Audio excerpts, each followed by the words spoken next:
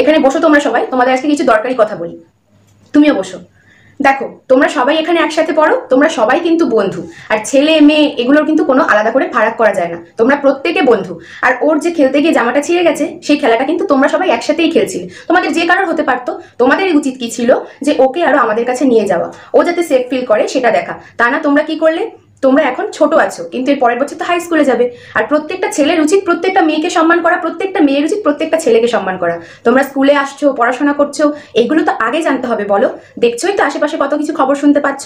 তোমরা এখনো অনেক ছোট, এখন সবে শেখার শুরু।